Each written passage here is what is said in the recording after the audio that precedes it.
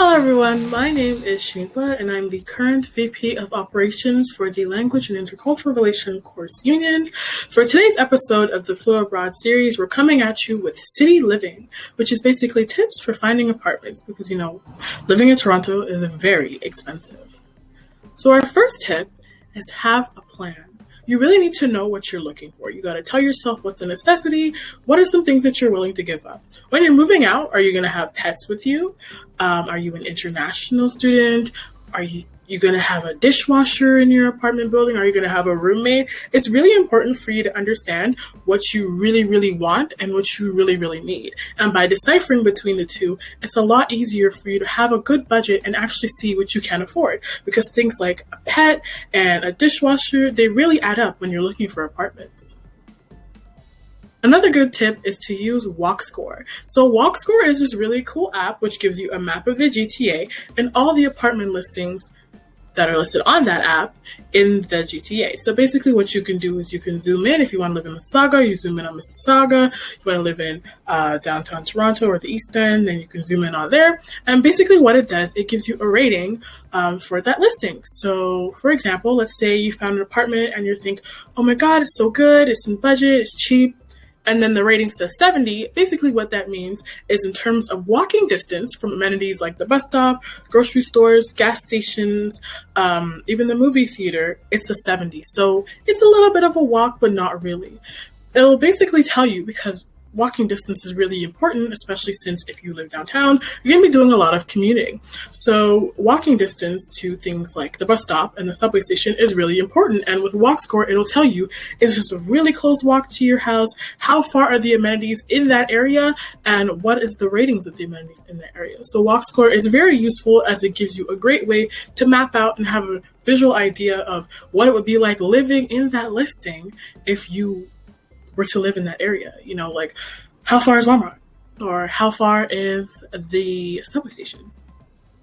Another one is to use a realtor. A lot of people find or think that realtors and real estate agents are expensive, but most realtors are free.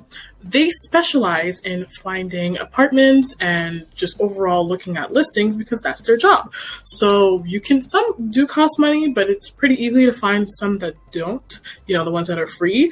And a realtor is a really good way for you to utilize a resource that's there for you because again, it is their job and this is what they specialize in to help you find apartments. And if you have questions about finding an apartment, they're a great set of people to ask because they have all the information. They also will be able to give you their own tips and tricks on how to negotiate, what to look for when you're signing a lease or a rental agreement, and what to make sure that you have, what you shouldn't have. Realtors are overall just an abundance of really great information and also really good people. So it's very important that if you have the availability and the means to use a realtor, by all means, definitely use a realtor. A really, really big tip is to do your research.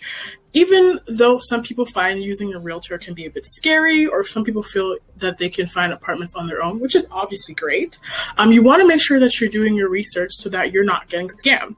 There always are a couple, bad apples in the bunch, even though there are really great listings on all these websites like PadMapper, Realtors.ca, RentSeeker, or even Apartmate. Listings like on websites like Kijiji as well. You want to make sure that you're cross-referencing them so that it's the actual listing. A great way to do that is if you find a listing and you feel like it's too good to be true, you can reverse Google image search the pictures within the listing. That way, if it's listed on another website, and especially if it's listed by somebody else, you can kind of figure out which one is real and which one's a scam. Because sometimes that does happen as scams are out there, so you want to make sure that you're careful. Another great thing about research is that you want to make sure that you're always looking before you leap. I know that right now it's a pandemic, so it's a little bit hard, but if you have the possibility to go in person and look at an apartment or a place and do a walkthrough, by all means, definitely do it. Because pictures online definitely don't do a lot of these apartments justice. Some of them look really big in pictures, and then when you go in person, they're kind of small.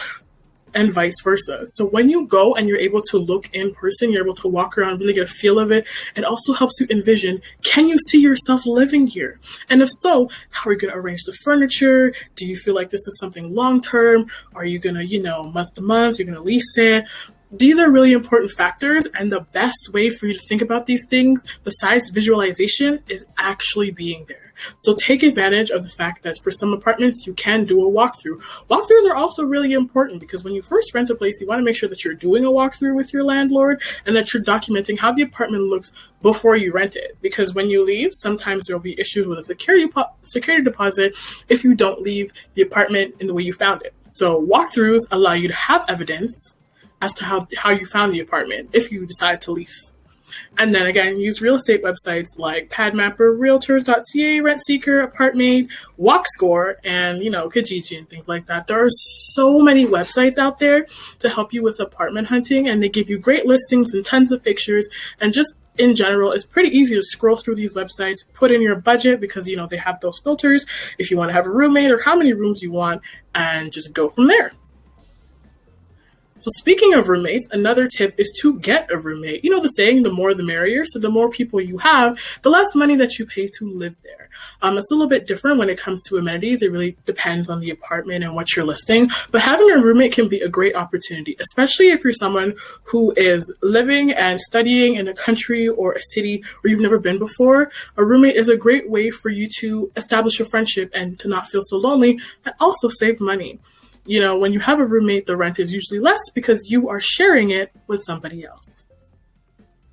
You also want to make sure that you're utilizing your university networks. So a lot of universities like Ryerson have their own portals for you to find roommates, to find off-campus housing.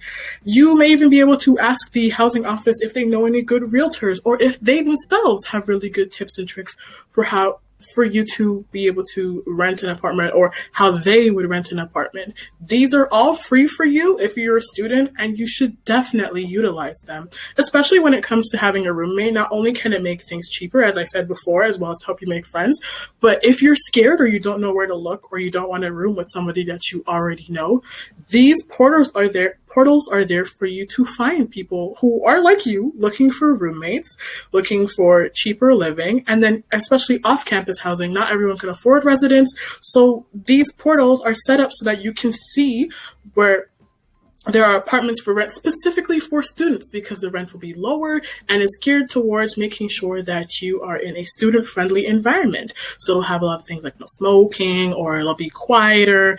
And again, you'll be rooming with students. So it'll be much, much easier for you to find an apartment with people who are in the same environment or community as you.